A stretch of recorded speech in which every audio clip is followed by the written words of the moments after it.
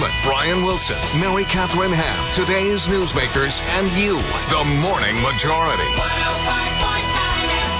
105.9 FM. AM 630. WMAL.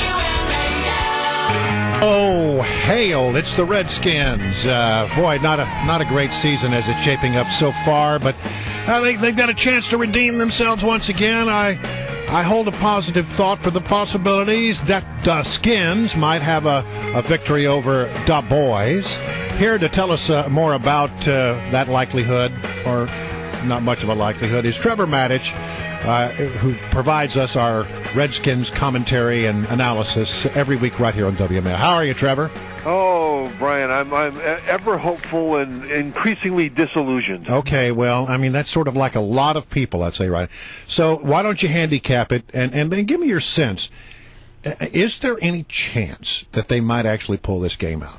There is a chance they could pull this game out. The chance lies in the running game, oddly enough. The offensive line has had so many injuries for the Redskins, and the running backs have struggled behind it.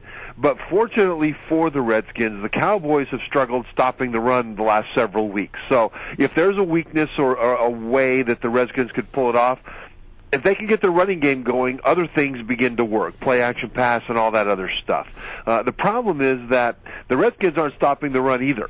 And Dallas Cowboys have had a revelation in their rookie running back, DeMarco Murray. The last 4 weeks, he's averaged about 150 yards per game. Yeah. And right now, he leads all NFL running backs in yardage, averaging almost 7 yards per carry. So what's good for the Redskins on one side is really bad for the Redskins on the other in this one. All right, Trevor, because I'm the dark cloud. Let me... You are. Brian Neiman is the dark cloud? Come on. He's a nabob of negativity. You said several weeks ago that you weren't sure this team was going to win another game this year. Yeah. So I ask you, that at one point they were 3-1. The last win was October 2nd against the Rams. If they finish the year on a 12-game losing streak, Gosh. Does the coach come back after a 12-game losing streak to end the season? Yeah, he has to. He has to. Part of the reason that they would, probably the biggest part of the reason they would have that if it were to happen, is that they had injuries on a roster that wasn't deep enough to sustain it, and the quarterback situation is a utter unmade bed, train wreck, horrible nightmare. Fill it in.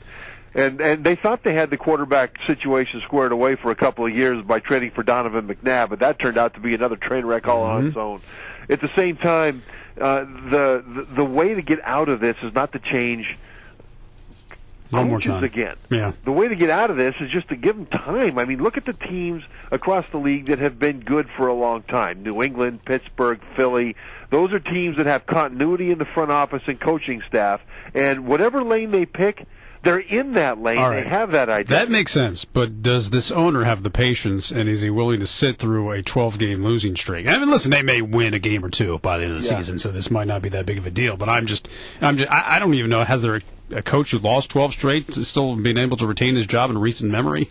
Yeah, losing 12 straight is happened in the NFL, but it's almost unprecedented. Yeah. Okay, Trevor, this is Tori. I take the more long-term approach to this. Now, I grew up in Pittsburgh in the 60s and the 70s, and so black and gold runs in my veins, and I know how great it is to have a championship team in your midst. My kids hopefully will head off to college in a couple of years, start heading off to college in a couple of years. Is there any hope that they will see a championship team before they all head off to college? No. I mean, the next few years, do you see anything happening now that you could say, honestly, 2 or 3 years from now, I see really great things happening? Well, 2 or 3 years from now, great things can start to happen, Tori, because they'll have time to build up the roster the correct way, which is use the draft primarily, get those rookies some playing time, let them develop as NFL players, and that's how it needs to be done.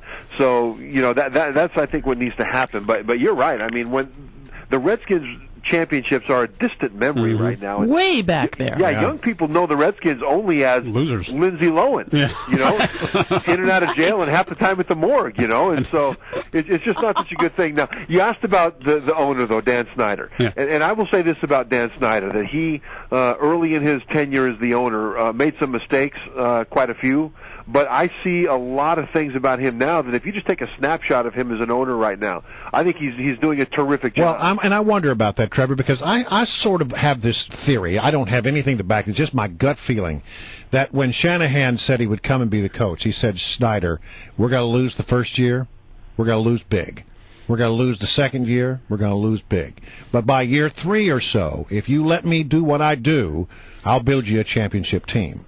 I mean, I think you probably had that conversation. I think that may be an understanding that Dan Snyder has sort of signed off on. That may be true. That may be true. And if so, again, it just shows that Dan Snyder has learned from mistakes of the past.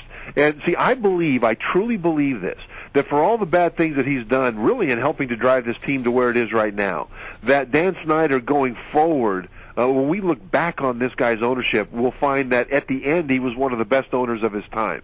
And really we'll know where he is right now in that process. Well, really? Hold it. I just can't imagine that we would have that opinion of Dan Snyder. I'm sorry, Trevor. I know, but just write that down, put it in a time capsule. Well, when you said that, everybody's eyebrows in this room went up and said, oh my gosh, does he mean that? Do you really mean that? Now, by the way, I'm the guy that said several years ago that the best thing he could do was to sign a bunch of blank checks and move to New Guinea. so I in no way am an apologist. What I see is an owner who's growing, and right now I see him at a transition point. As long as he allows the continuity to go to work for the first time in his tenure now, that will show, I think, him going to that next level. And again, I think 10 years from now we're going to look back on Snyder and say, yeah, that was awful the first 15 years. But man, look at what he's done now, and I think we will see him as one of the best owners of his time going forward. All right. I wanted to be quiet because I just want to make sure that you got that perfectly on tape, because I'm going to cut it up for you. I'm going to send it to you. We're going to play that to you for the next 10 years. Yeah, please do. I'm confident about that. All right, Trev. We'll talk to you on Monday after the game, all right?